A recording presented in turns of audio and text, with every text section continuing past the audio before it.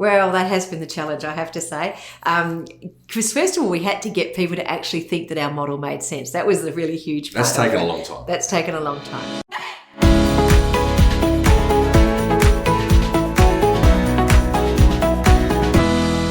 Hi, and welcome back to our second podcast as part of the series.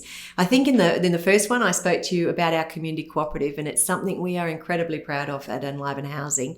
And when we first started discussing this, the co-op back in 2019, Tino looked at me very oddly and said, "Why are we doing this again?"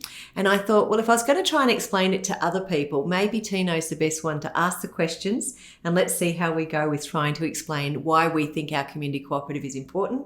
And how it adds value to, I think, everyone, really. Well, it took me at least 12 months to understand the fundamentals of the community cooperative. And as it's evolved now, I understand the importance the community cooperative holds. So one of the questions I had very early on, and still a lot of people come to us with, is what's the framework around a community cooperative? So the idea is, if people are going to, we believe that people should live by themselves if they want to. Not everybody wants to live by themselves, but some people do. And if people are going to live by themselves, there's that aspect of, well, if you need 24/7 support, that's going to become very, very expensive very, very quickly. So how can we get people to share supports or give them the opportunity to share supports, but at the same time not cost it so much so that the NDIS says, no, it's too expensive. Yep. That's the last thing we want. So sharing supports, we've done it for years, but there was no real framework or governance model that put people together, that put them in control of those shared supports. In the bad old days, people would, the on-site support provider would decide what supports were needed, how the day would unfold, how people shared those supports, what information they had, what choices they had, what decisions. And in this model, with the governance framework, the on-site support provider is responsible for the community cooperative, and the community cooperative is supported to make informed decisions. So what helped me understand it was when you gave me real life examples in an SDA environment. So that might be a good way. Give me a couple of examples of how it works in real life. Cool. So I guess the first one is, if people want 24/7 support, we know that to have that, that's very, very expensive. So if people just 10 people contributing to, a 24-hour support model means that everybody's buying in 3 hours of support. So you can buy in 3 hours of support. And that's not support where you sort of just, nobody's actually doing anything. You need value for money. So in our model, it means that people can come and do short, sharp sort of supports that you might need, like making a cup of tea at 11:30 in the morning or something like that. They don't have to be there for a full shift. They can just pop in, do what you need and go away.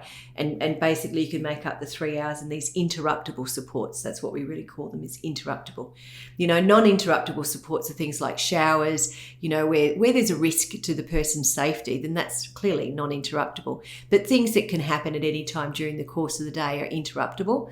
And we think, well, if 10 people are kind of purchasing interruptible supports, there's a huge amount of flexibility. And that's what was missing from old models. You either had a lot of flexibility in that you didn't even know what supports you were going to get or when you were going to get them, or you've got a really structured model where you know that the support provider's coming at 10 o'clock and for 2 hours they're going to provide those supports and then they're going to disappear after that.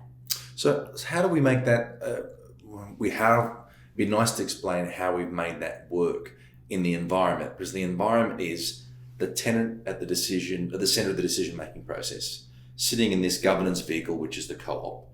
It interacts with the agency, the SDA provider, which in this case is Enliven Housing, but in fact can be any provider. Absolutely. And engages with the on-site support. So explain a little bit about the balancing act that we've been dealing with in getting keeping all those balls in the air. Well, that has been the challenge, I have to say. Because first of all, we had to get people to actually think that our model made sense. That was the really huge part. That's taken a long time. That's taken a long time.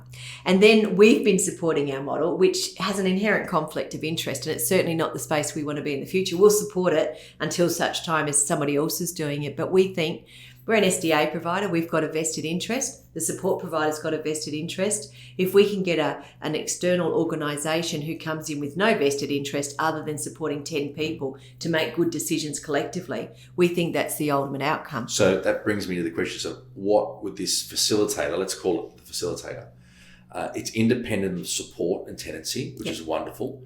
It can give either a slap and with no repercussions, That's because right. they're representing the cohort and the community cooperative. What would the facilitator do?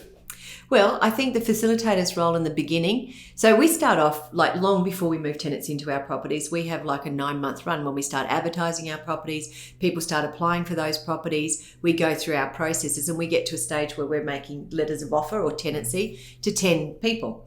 So when we've got, which we sometimes call a cohort, which I'm never quite sure of that wording, but nonetheless we do that at the moment. When we've got our cohort, We can change cohort to community cooperative. Yeah, we can. Yeah. So when we've got our community, we can bring them together to have a conversation about how much they want to work. So I think, we have 5 community cooperatives in play right at the moment, and each of them is different. You've been to each of them, they are. We've got the militant unionists in one place. We've got the laissez-faire, don't bother me, it doesn't bother you sort of thing, and then we've got the ones that are challenging the concepts and saying, how does that work? Where's choice and control? So we've got such a variety of different co-ops, and it's really shaped by the people that live in them. Correct. But I think the role of the facilitator is to help not shape them in what the facilitator thinks they should be, but help people decide what they want from their cooperative, whether they want this full-on, let's do everything together, yoga on the roof type of cooperative, or whether it's like, we'll do the minimum and we're not even sure we want 24/7, we'll just wait and see because we're all busy during the day.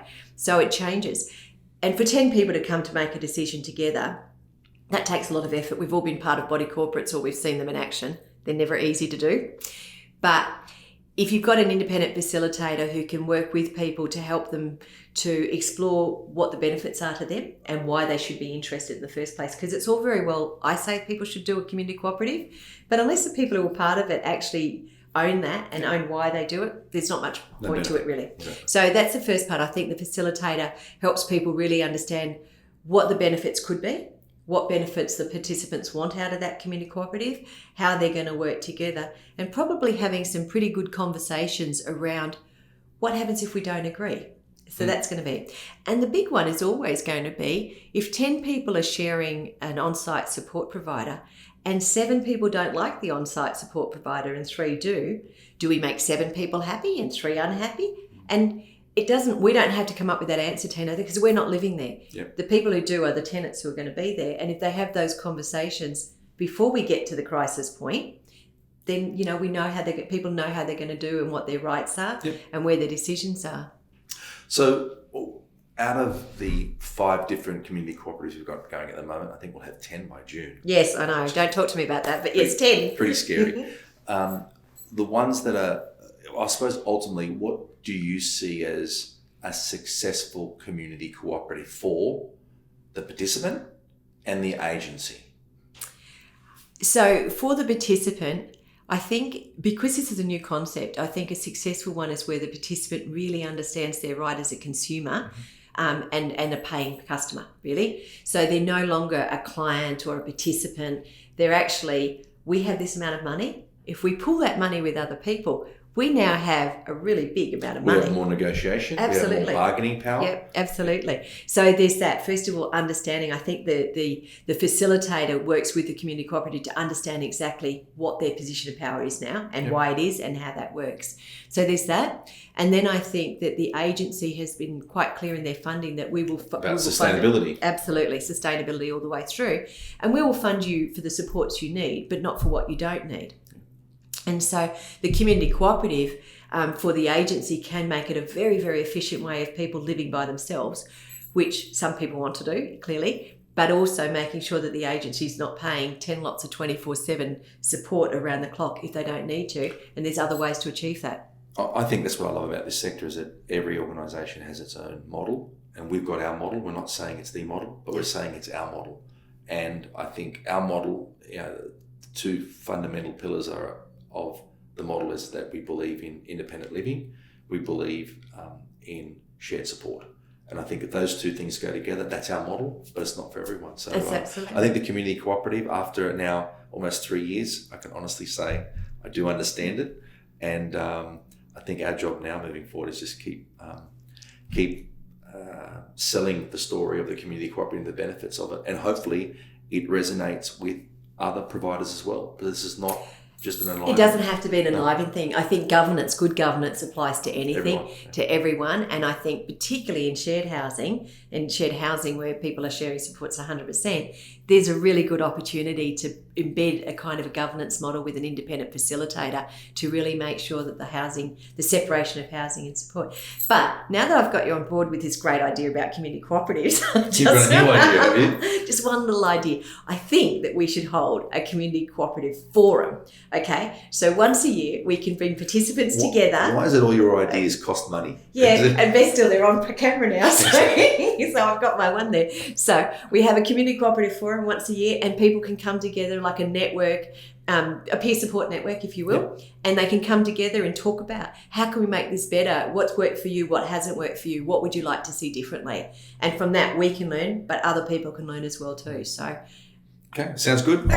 Listen, I took a leap of faith with the community cooperative 3 years ago, not understanding the depths and the benefits and the challenges. So I'm up for the challenge. Well, I have to acknowledge that Chantel Bester, who works for Supporting Potential, who we've been talking about, was the one that suggested that, but I'm claiming glory on it, okay, everyone? I will acknowledge it, but it's mine, and Tino's just said yes. So on that note, you can join us when I start sending out invites for the Community Cooperative. So. And on episode 3, I think we'll have Chantel in to talk more about what facilitators do. Sounds like a good idea. Cool. Thank you. Thanks for joining us again. We're still doing that like, comment, and share. That's what you're meant to do. So thank you very much. And we look forward to talking to you in the next podcast. Thanks, everyone. Thank you.